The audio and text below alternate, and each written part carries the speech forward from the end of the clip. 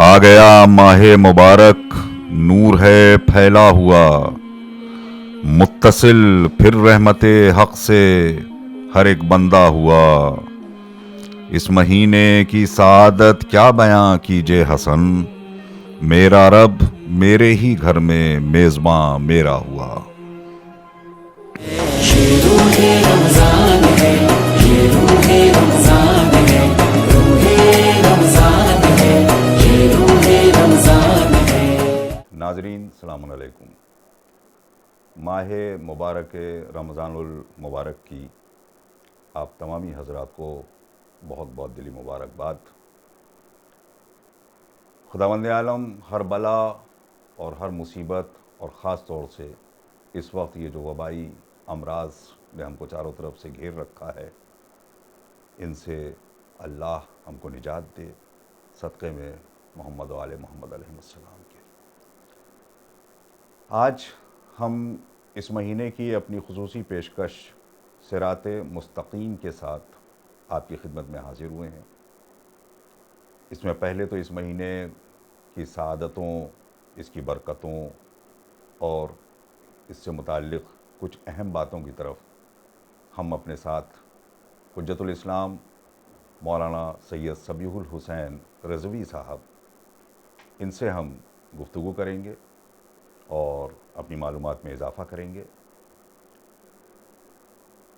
सबसे अहम जिस चीज़ की तरफ हमें ध्यान देना चाहिए वो ये है कि खुदावंद आलम ने इस महीने में ख़ुद को मेज़बान कहा है, यानी वो अपने बंदों का मेज़बान है और वो बंदों को अपना मेहमान बना लेता है। तो हमने अपनी रोज़मर्रा की ज़िंदगी में हमेशा ये देखा है कि कोई भी मेज़बान कभी भी अपने मेहमान की दिल आज़ारी कबूल नहीं करता, बल्कि हर वक्त दिलजोई में लगा रहता है और कोशिश करता है कि उसके अंदर अगर कुछ कमियां हैं, कुछ लग़ज़िशें हैं तो उनको भी दरगुज़र कर दे कि कहीं उसकी दिल आज़ारी ना हो जाए। तो दोस्तों, मेरे भाइयों, बेहतरीन मौका है कि हम भी अपनी ज़िंदगी के तमाम स्याह औराक़ इस्तिग़फ़ार के नूर से धो लें और अल्लाह की खिदमत में पेश कर दें कि ऐ मेरे अल्लाह, हमारी ज़िंदगी की इस स्याही को निकाल कर हमारी ज़िंदगी को पुरनूर बना दे। नाज़रीन, हम अपने मेहमान मौलाना सबीहुल हुसैन रज़वी साहब क़िबला का इस्तक़बाल करते हैं। आप तंज़ीमुल मुकातिब के एक बहुत ही सीनियर उस्ताद हैं और बहरहाल पूरी दुनिया का दौरा करते हैं और तमाम दर्स अखलाक देते हैं जाके। सबसे पहला तो मैं सवाल आपसे इस माह मुबारक के वजूद के हवाले से करूँगा कि ये जो रमज़ान और ये जो रोज़े का तसव्वुर है, ये क्या ख़ालिस ये रसूलुल्लाह के आने के बाद, आपके ऐलान नबूवत करने के बाद ये शुरू हुआ, यानी खाली उम्मत मोहम्मदी के ऊपर फरीज़ा हुआ, या उसके क़ब्ल भी साबिक़ के अंबिया में भी ये रस्म और ये वाजिब की हैसियत रखता था और ये चीज़ कायम थी? बिस्मिल्लाहिर्रहमानिर्रहीम, अल्हम्दुलिल्लाहि रब्बिल आलमीन बिअदद मा अता इल्मुहु, अस्सलातु वस्सलामु अला रसूलिल करीम व आलिहि अत्ताहिरीन अजमईन। देखिए, ये रमज़ानुल मुबारक कि ये जो रोज़ा आज मुसलमानों पर है जी, तारीख़ ये कहती है कि ये फ़कत आज के ज़माने या उम्मत मोहम्मदी सल्लल्लाहु अलैहि वसल्लम के लिए नहीं। आप आसमानी मज़ाहिब को हटा दीजिए, जी, ये जो सितारा परस्त हैं, साइबीन जो कहे जाते हैं, ये भी रोज़ा रखते थे और रोज़ा रखते हैं, इनकी भी तारीख़ में मिलता है। ये जो सितारा परस्त हैं, ये 9 दिन रोज़े रखते हैं। ये अच्छा, जी, उसको सितारे मुश्तरी जिसको कहते हैं, ये खुदाए बख्त है, मुक़द्दर बनाने वाला। क्या कहना। 9 रोज़ उसके लिए रखते हैं, 9 रोज़ जो है सूरज के लिए रखते हैं और 7 दिन ये जो है चाँद के लिए रखते हैं। तो इस तरीक़े से ये साहिबीन जो कि सितारा परस्त जी, हैं, जी, ये रोज़ा रखते 25 दिन तो यही हो गए। हैं। जी, बकिया वो अपने गुनाह वगैरह की बख्शिश वगैरह की। जी, जी, ख़ुद हमारे मुल्क में हिंदू ये भी रोज़ा रखते हैं। हाँ, व्रत کے نام سے، جی ہاں پروت کے نام صحیح سے۔ فرمایا۔ تو یہ تو آسمانی مذاہب نہیں ہیں، یہ آسمانی مذاہب نہیں ہیں اور یہ روزہ رکھتے ہیں۔ یونان والے بھی روزہ رکھتے تھے، کیا کہتے ہیں؟ یونان میں جو قدیم ان کا کوئی مذہب نہیں تھا، ان کا اپنا وہی بت پرستوں والا مذہب تھا، وہ روزہ رکھتے تھے اور اس کے ذریعے سے وہ یہ سمجھتے تھے کہ ہم اپنے خدا کو خوش کر رہے ہیں۔ اس کا مطلب یہ ہے کہ انسان کے نیچر میں ایک وجود خدا کا تصور ہے، سبحان اللہ، اور دوسری طرف اس کو خوش کرنے کے لیے نفس کی طہارت ضروری ہے، لہذا یہ لوگ روزہ رکھتے تھے۔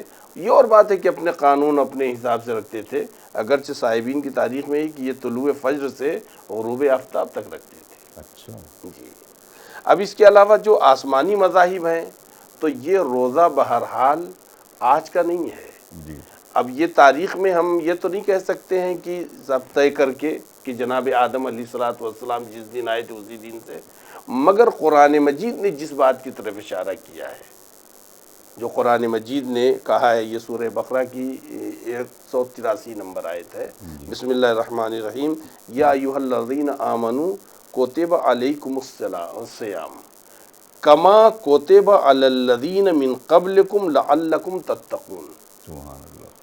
دو باتیں ہیں جو غور کریے تو اس میں یعنی ہمارے مومنین حضرات، قرآن مجید کہہ رہا ہے یا ایھا الذین آمنوا کتب علیکم الصیام، صاحبان ایمان کے لیے روزہ رکھا گیا ہے۔ سبحان اللہ، اب جو لوگ روزہ نہ رکھ پائے اپنے اپنے ایمان کو تولیں، بہت اچھی بات ہے، اس لیے سبحان کہ اللہ۔ قرآن مجید صاحبان ایمان کو کہہ رہا ہے، لہذا روزہ رکھنا خود یہ ایمان کی سب سے بڑی دلیل ہے۔ جی، ایمان والا وہی ہے جو غدیر والا ہے، سبحان غدیر اللہ، والا سبحان وہی ہے جو علی ولی اللہ والا ہے، تو روزے دار بھی وہی ہے جو علی والا ہے۔ سبحان اللہ، اس لیے کہ یا ایھا الذین آمنوا کتب علیکم الصیام کما کتب علی الذین من قبلکم، آپ سے پہلے جو امتیں تھیں، لہذا یہود و نصارہ کی اس موجودہ کتابیں جو ان کی تحریف شدہ ہیں، ان سے یہ تو نہیں ملتا ہے وجوب، روزے کے حکم کا وجوب تو نہیں ملتا ہے، البتہ روزہ رکھنا اور اس کا استحباب اور اس کے کچھ طریقے ان کتابوں میں ملتے ہیں۔ سبحان اللہ، ان چیزوں کا ملنا اس بات کی دلیل ہے، اس بات کی دلیل ہے کہ روزہ بہرحال پچھلی امتوں میں تھا، اور پچھلی امتوں میں روزے کی یہاں تک تاریخ ملتی ہے کہ جناب موسیٰ علیہ السلام جب گئے ہیں کوہ طور پر 40 دن شب و روز روزہ رہے ہیں۔ یہ نہیں کہ نہیں فقط دن میں ہم لوگ ادھر روزہ رہے ہیں، شب و روز وہ روزہ رہے 40 دن جب یہ توریت لینے کے لیے گئے ہیں۔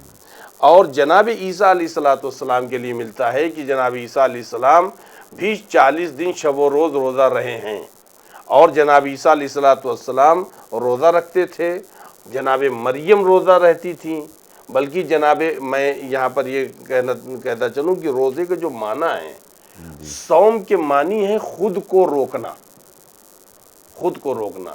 عربی اصطلاح میں یہ بات کہی جاتی ہے صامت الریح، رکی ہوئی ہو نہیں، کبھی لوگ کہتے ہیں یار بالکل ہوا رکی ہوئی ہے، ایک پتا بھی ہل نہیں رہا ہے، عرب اسے کہتا صامت الروح، صامت الریح یعنی ہوا رکی ہوئی ہے۔ تو سامہ جو ہے یہ صوم جو ہے یہ روکنے کے معنی میں ہے، یا یہ کہ اگر جیسے گھوڑا وہاں پہ کھڑا ہے اور وہاں پر یا گھاس اور اس کے کھانے کے دانے وغیرہ رکھے ہیں مگر وہ کھا نہیں رہا ہے تو کہتے ہیں سام الفرس، گھوڑا چپ چاپ کھڑا اپنے آپ کو روکے ہوئے ہے۔ تو صوم کہتے ہیں خود کو روکنا، سبحان اللہ، خود کو روکنا۔ تو جب خود کو روکنا تو اب اس میں روزے کی مختلف قسمیں ہیں، خود قرآن مجید نے بتایا۔ جناب مریم نے کیا کہا تھا؟ جناب عیسیٰ جب پیدا ہوئے، جناب مریم کے پاس جب یہ قوم آئی تو انہوں نے کہا انی نذرت للرحمن صوما، میں نے آج کے دن اللہ کے لیے یہ نذر کی ہے کہ میں روزہ رکھوں گی کہ لم اکلم فلن اکلم اليوم انسیا، فلن اکلم، میں آج کے دن کسی بھی انسان سے گفتگو نہیں کروں گی۔ تو اپنے آپ کو انہوں نے روکا ہے کائے سے؟ گفتگو کرنے سے، کسی انسان سے گفتگو کرنے سے میں آج یعنی وہ اپنے آپ کو روکے ہوئے ہوں، بات چیت نہیں کروں گی، جی ہاں، کسی سے بات چیت نہیں کروں گی۔ اس کو بھی انہوں نے صوم کی لفظ دی ہے، تو گویا اس کا مطلب ہے کہ زبان بند رکھنا بھی ایک روزہ ہے۔ یہ ایک بہت بڑا یعنی روزے کی قسم ہے. اسی لیے روزہ جو ہے اسے نہیں کہتے ہیں کہ جس میں انسان فقط جو ہے کھانے اور پینے سے پرہیز کر رہا ہے، بلکہ ہر وہ چیز جو کہ اپنے مالک کو پسند نہیں ہے اس سے پرہیز کرنے کا نام روزہ ہے. کیا کہنا ہے، سبحان اللہ، جزاک اللہ. بہت ہی تفصیل کے ساتھ. ظاہر ہے کہ ہمارے بچے اور نوجوان اکثر جو سوالات ہم سے کیا کرتے ہیں، ہماری کوشش یہ رہے گی کہ ان تمام پروگرامز میں انہی سوالوں کی طرف زیادہ توجہ دی جائے. اور یہ ایک بہت ہی اہم چیز ہے کہ اپنے مذہب کی تاریخ بھی ہم کو معلوم ہونی چاہیے کہ ہمارے اوپر کون سی چیز کس وقت ہمارے ہاں نازل ہوئی اور کون سی چیز کس وقت ہم پر واجب کی گئی، اور کیا زندگی میں محرمات ہیں جن سے پرہیز کرنا چاہیے، وغیرہ وغیرہ. اب میں بالکل اسی سے جڑا ہوا سوال، خود ہمارے ہاں اسلام میں رسول اللہ نے پہلے اعلان حق کیا، دعوت ذو العشیرہ وغیرہ سے شروعات ہوئی، اس کے بعد پھر آپ نے صدا بلند کی قولوا لا الہ الا اللہ تفلحوا، پھر حکم آنا شروع ہوئے. تو کس صدی ہجری میں، یعنی رسول اللہ کی بعثت کے کتنے دنوں کے بعد روزے کا حکم آیا؟ جی دیکھیے، روزے کا حکم یوں تو جو تاریخ کہتی ہے پیغمبر کی سیرت، حضور روزہ رکھتے تھے، جی. اور حضور کے روزے کی تاریخیں بھی ملتی ہیں. آپ کا جو ہے روزہ بہرحال، اور جیسا کہ ہر نبی روزہ رہا ہے، جناب سلیمان پیغمبر کے لیے ہے، اور ان کی ایک دن روزہ رکھتے تھے اور ایک دن نہیں رکھتے تھے. جو ہے روزہ تمام انبیاء میں تھا. خود حضور سرور کائنات صلی اللہ علیہ وآلہ وسلم بھی روزہ رکھتے تھے. اور آپ دیکھیے، یعنی بات آ گئی ہے تو کہتا چلوں کہ ہمارے یہاں جناب شہزادی نے بھی نذر کی ایک سیرت دی ہے. سبحان اللہ، سبحان اللہ. حضور کے حکم سے جناب شہزادی نے جو نذر کی ہے کہ میرے بچے اگر صحیح ہو جائیں گے امامین کریمین تو میں یعنی روزہ رکھوں گی. یہ روزے کی نذر بتا رہی ہے کہ روزانی نیت نذر میں وہ کرو جس سے کہ انسان کے نفس کی طہارت بھی حاصل ہو جائے، خدا کی خوشی حاصل ہو، اس چیز کے ذریعے سے اس چیز کی نظر کرنی چاہیے.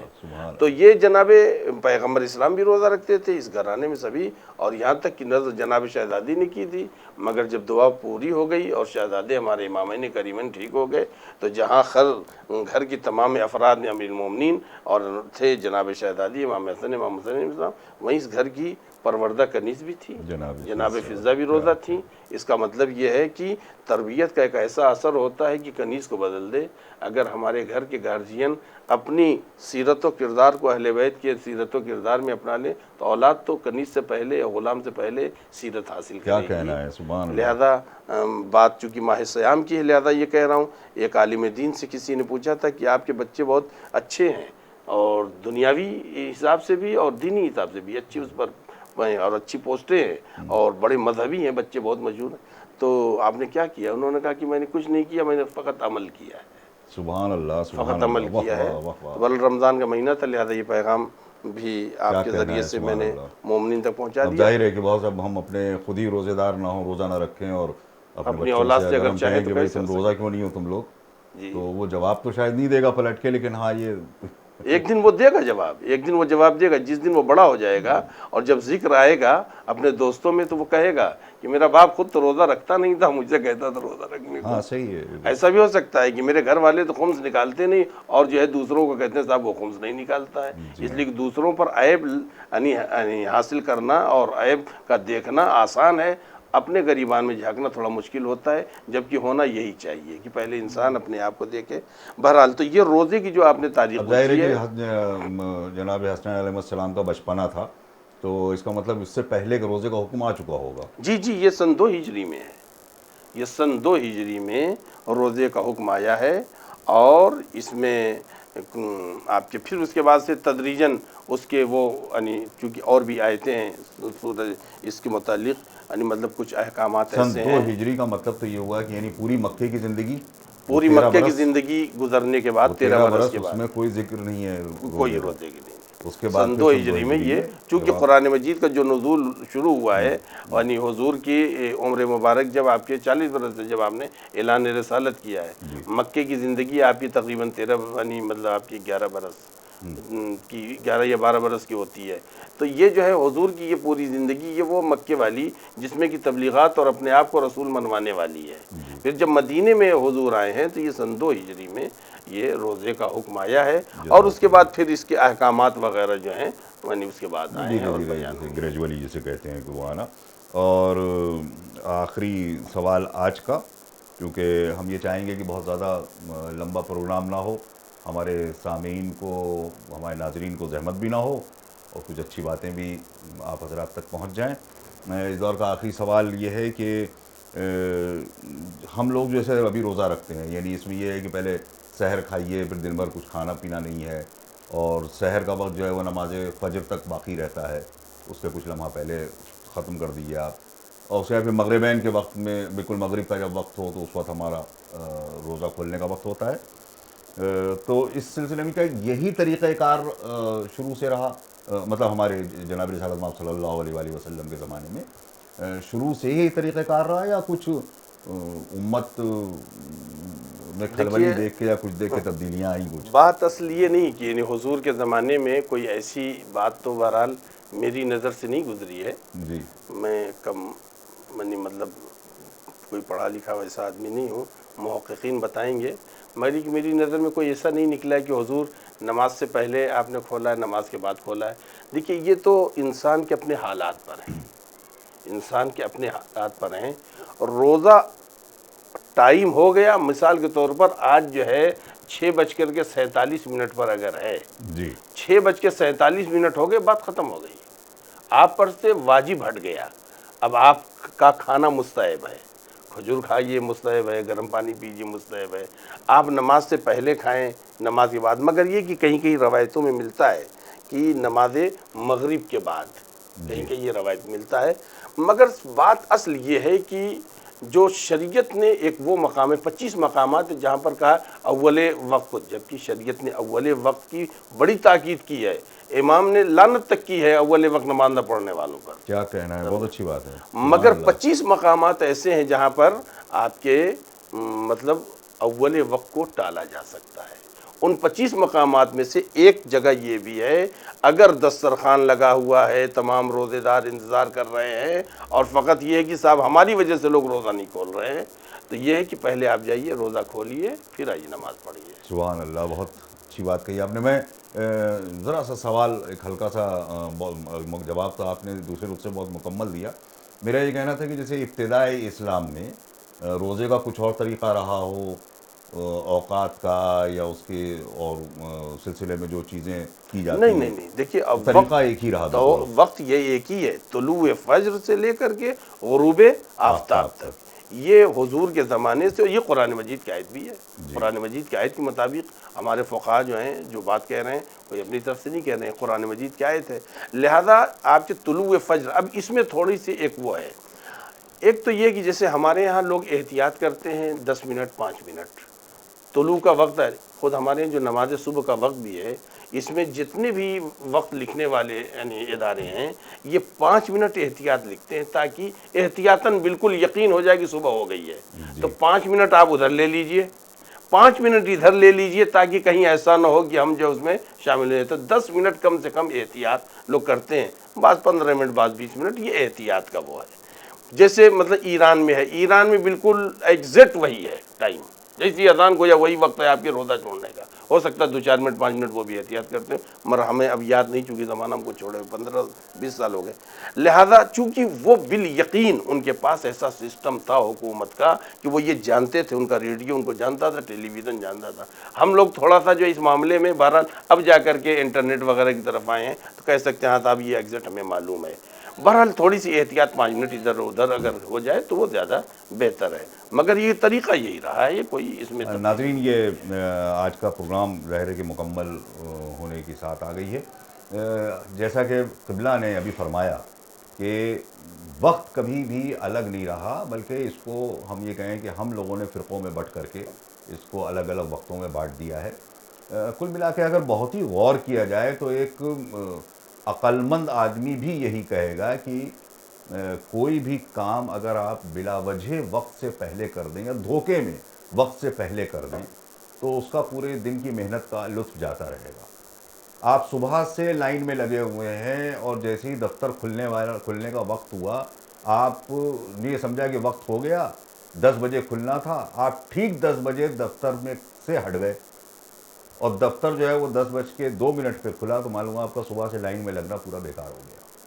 تو اسی طریقے سے صبح سے ہم جب اللہ کے اس عبادت میں مصروف ہیں، اپنے آپ کو ہر گناہ سے بچائے ہوئے ہیں، تو اگر ہم 1-2 منٹ کا توقف کر لیتے ہیں تاکہ یقین ہو جائے کہ وقت باقاعدہ داخل ہو چکا ہے، وہ تھوڑا سا توقف، لیکن اس سلسلے میں اگلی دفعہ بات ہوگی کہ وہ تھوڑا سا ہی توقف کافی ہے یا جتنا توقف آپ دینا چاہیں وہ کافی ہے۔